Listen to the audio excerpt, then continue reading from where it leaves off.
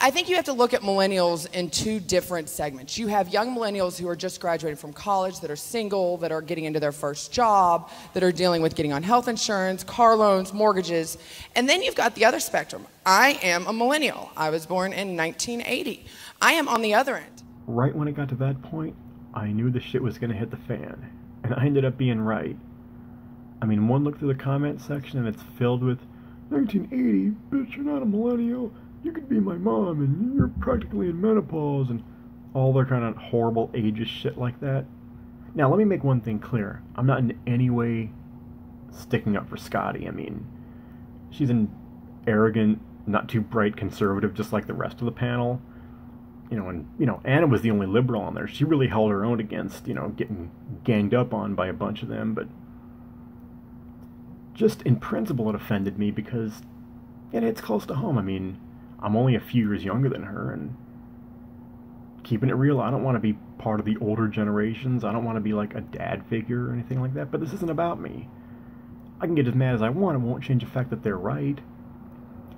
And the reason that they're right is because we've got to stop using the term millennials on what it meant when it was first coined years ago in the 90s. I think Strauss and Howe did it in their book.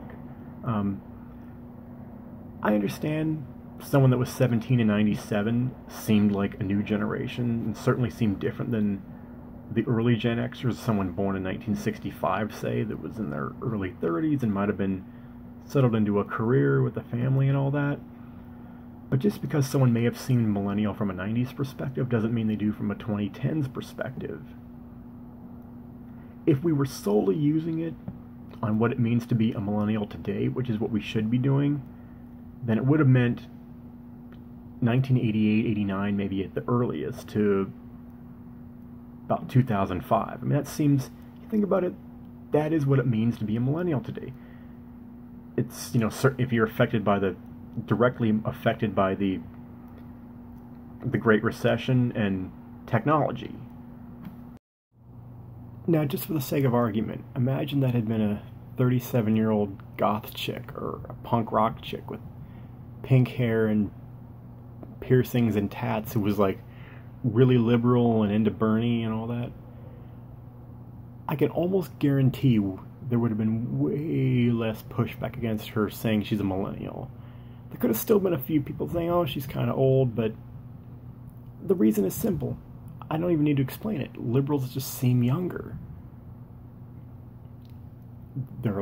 Typically they're a lot more relaxed. They're much more into new ideas, trying new things, oftentimes more into pop culture and fashion and technology and all that. And this could just be anecdotal based on friends I have and people that I personally have seen, but a lot of them also age well, too. I mean, they look younger than they are. And that, it is a mental thing, but I think, let's say if you're 18 and you see someone like that, you could think, well, that could be me in 20 years.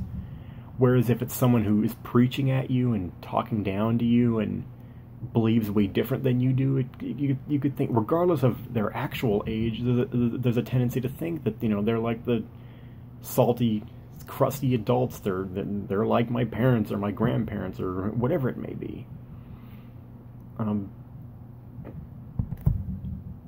Almost without exception, people that are truly liberal will also tend to be much more supportive of things that are very important in our society today, like gender identity issues.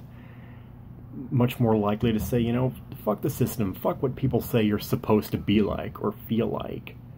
And that attitude, even if you're not young, helps you seem young. Simple as that.